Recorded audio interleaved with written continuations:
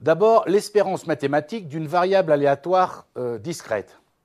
Alors, E de grand X, là il faut se familiariser avec le vocabulaire, E comme espérance, hein, d'accord, comme moyenne si vous voulez.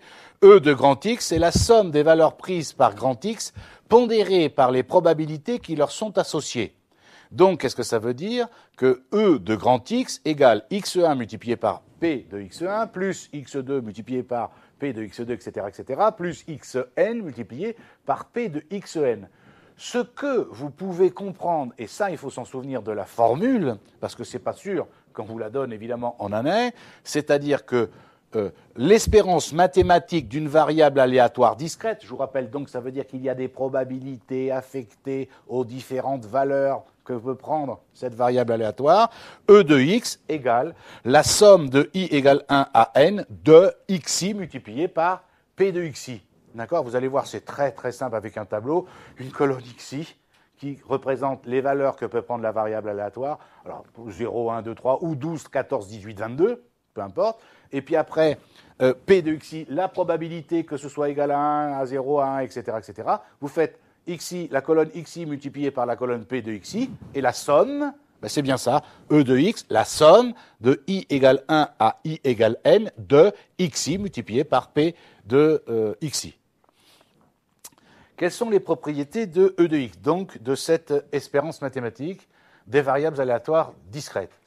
Alors d'abord, on va préciser que x, grand X et grand Y sont des variables aléatoires définies sur oméga et que alpha et bêta sont des nombres réels constants. Alors j'aurais pu prendre A et B, mais bon, par convention, on dira alpha et bêta sont des nombres réels constants qui peuvent être soit négatif, soit positif. D'accord? Je répète encore une fois, on est en train, là je vais vous parler des propriétés de l'espérance mathématique d'une variable aléatoire ou de plusieurs variables aléatoires discrètes. Encore une fois, x et y, grand X et grand Y sont des variables aléatoires, d'accord, définies sur oméga, et alpha et bêta, des nombres réels constants qui peuvent être positifs ou négatifs. Alors, ça aussi, ça va vous servir. Alors, pas directement, hein. Là, encore une fois, comme je vous le disais tout à l'heure, là, je pose un certain nombre de problèmes. Ça sert pour résoudre des problèmes de contrôle de gestion derrière. Alors, d'abord, l'espérance du produit d'une constante par une variable aléatoire. Autrement dit, comment on calcule l'espérance de alpha x. D'accord? Eh bien, E de alpha x, c'est alpha E de x. À savoir, ça, vous en aurez besoin régulièrement. D'accord? On ne va pas vous demander la différence avec un vrai cours de maths, on ne va pas vous demander de le démontrer, il faut le savoir. D'accord? Donc je répète, l'espérance de alpha x égale alpha E de x. Très bien. Vous voyez, en français, c'est bien l'espérance du produit d'une constante par une variable aléatoire. L'espérance du produit d'une constante alpha multipliée par une variable aléatoire grand X. C'est bien ça, je dis en français. D'accord? Espérance de alpha x égale alpha E de x. Comme vous savez calculer E de x, vous savez calculer, évidemment, alpha E de alpha x, évidemment. L'espérance de la somme du produit d'une constante alpha par une variable aléatoire grand X et d'une constante bêta. Je ne comprends rien. C'est en français, je le traduis maintenant mathématiquement, ça veut dire que je calcule l'espérance de, entre parenthèses, alpha x plus bêta. Ce qui est bien l'espérance de la somme du produit d'une constante alpha par une variable aléatoire grand X, espérance de alpha x plus bêta. Eh bien ça, c'est alpha E de x plus bêta. Et dans le même esprit, l'espérance de alpha x moins bêta, cette fois-ci, c'est égal à alpha E de x moins bêta. Maintenant, espérance de la somme de deux variables aléatoires. De deux variables aléatoires. Encore une fois, ne confondez pas les petits x, les grands x, les petits y et les grands y. Hein. Quand j'emploie grand y, ça veut dire le nom de la variable.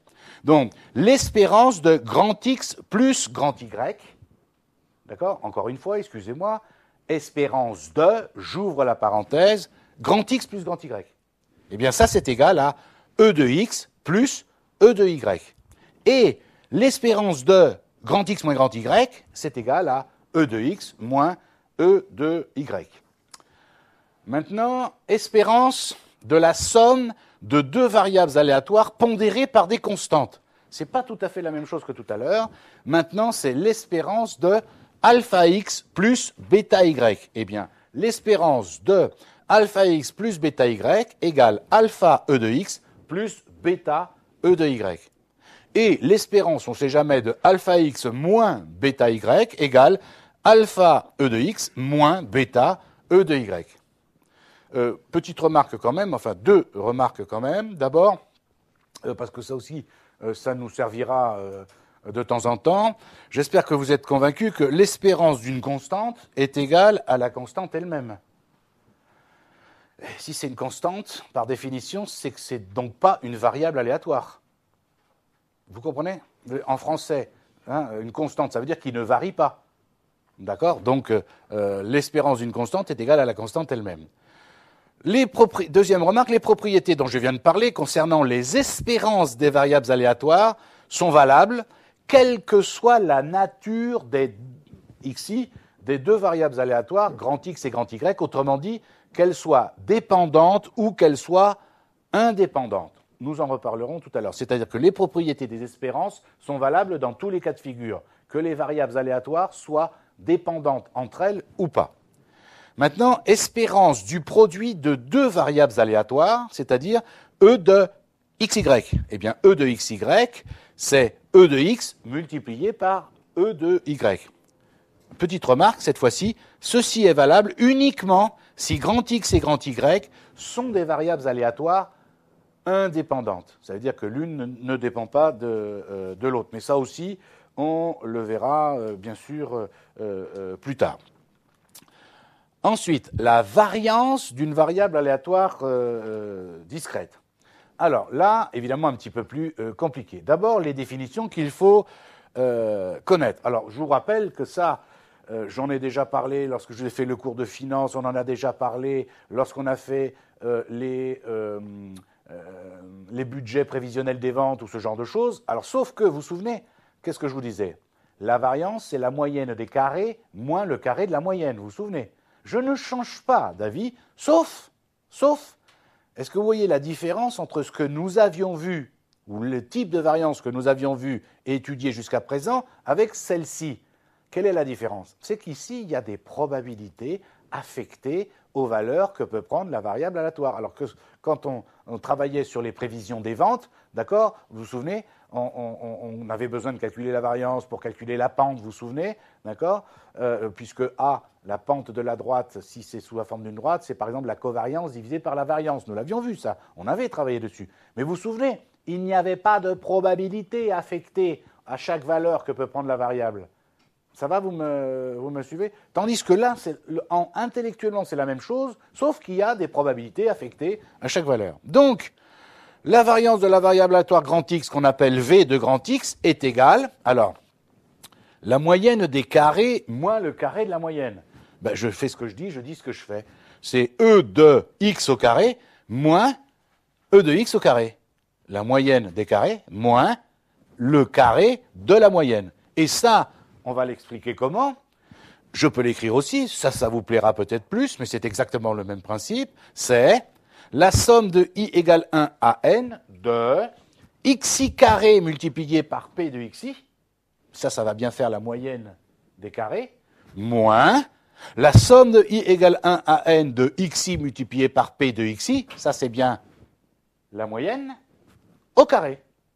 D'accord? Donc ça se met sous la forme d'un tableau, hein. Encore une fois, xi, P de xi, une colonne xi multiplié par P de xi, quand je fais la somme, j'ai la moyenne.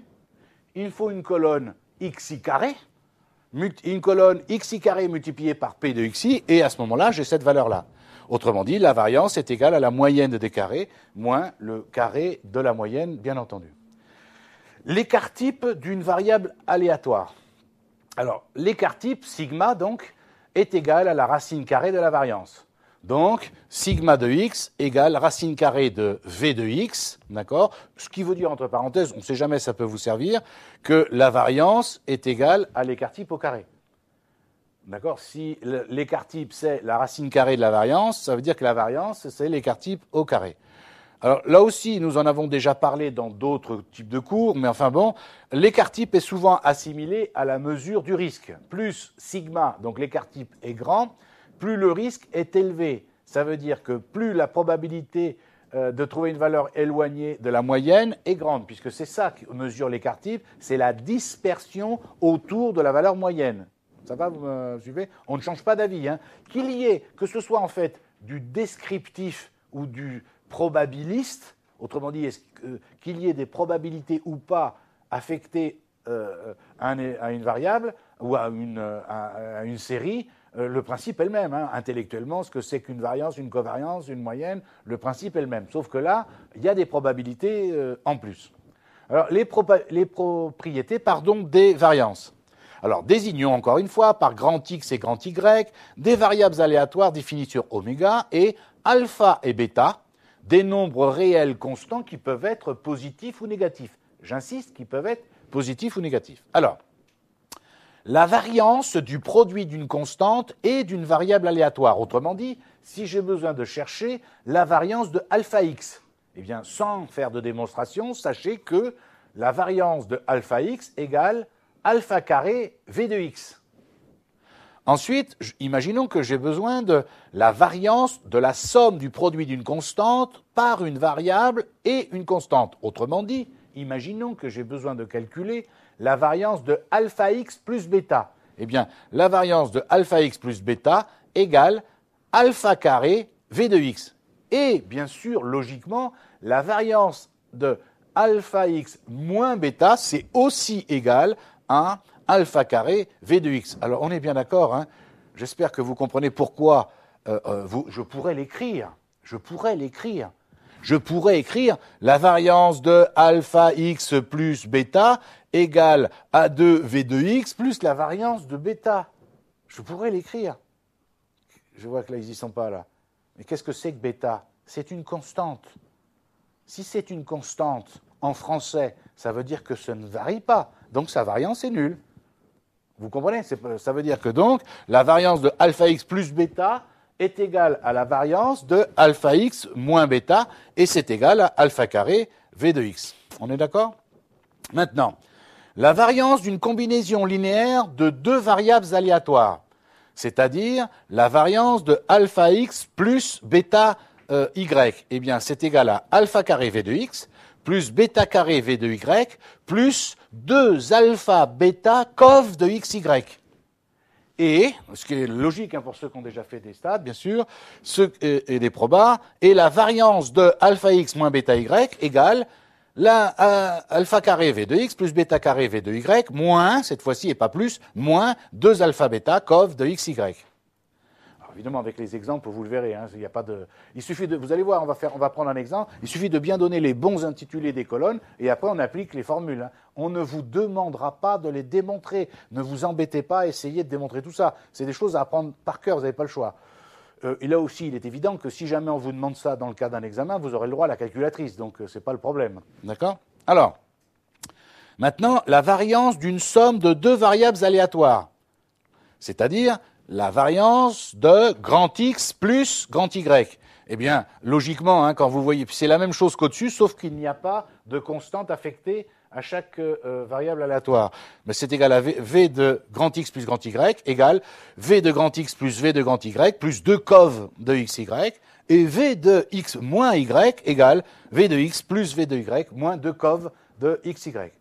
Alors, je vous rappelle, s'il en était besoin, que la covariance, puisque j'ai besoin ici des covariances, la covariance de XY égale, vous vous souvenez, la moyenne des produits moins le produit des moyennes. Autrement dit, E de XY égale, la covariance de XY égale E de XY, la moyenne des produits, moins, j'ouvre la parenthèse, E de X multiplié par E de Y, c'est-à-dire le produit des moyennes. Alors, une remarque importante qui nous servira dans certains exos, si jamais X et Y sont indépendants, et vous allez là aussi c'est du bon sens, hein, eh bien à ce moment-là, la covariance est égale à 0. Vous me suivez bien? La covariance est égale à 0, ce qui est complètement logique. Qu'est-ce que ça veut dire indépendant de variables? ça veut dire que l'une n'a aucun rapport avec l'autre. C'est-à-dire, en clair, que quand je connais l'une, je ne peux pas connaître l'autre si elles sont totalement indépendantes. Donc, leur covariance qui mesure la façon dont covarient les deux variables, d'accord? Est-ce qu'elles covarient dans le même sens, dans le sens contraire, ou pas du tout? Eh bien, si cette covariance est nulle, eh bien, à ce moment-là, il suffit de reprendre les formules, mais en mettant la covariance qui est égale à 0, tout simplement. Donc, dans ce cas-là, V de x plus y égale V de x plus V de y, V de x moins y égale V de x plus V de y. Alors, je dis bien, il n'y a pas d'erreur, je dis bien lire plus et pas moins. Et oui, parce que sinon, ça pourrait faire un nombre négatif. Je vous rappelle qu'une variance ne peut pas être négative. Et V de alpha x plus bêta y égale alpha carré V de x plus bêta carré V de y. Et V de alpha x moins bêta y égale alpha carré V de x plus bêta carré V de y. D'accord? Alors, je vous dis, attention, là aussi, ça va vous servir. Si les variables aléatoires sont dépendantes et non indépendantes, il est plus simple souvent de passer par un tableau intermédiaire qui permet de calculer les différentes valeurs qui peuvent être prises par la variable aléatoire x moins y ou x plus y. Il est souvent préférable de faire un tableau intermédiaire parce que comme ça, il y a moins d'ambiguïté. Alors, on va prendre un exemple pour bien illustrer, en tout cas essayer.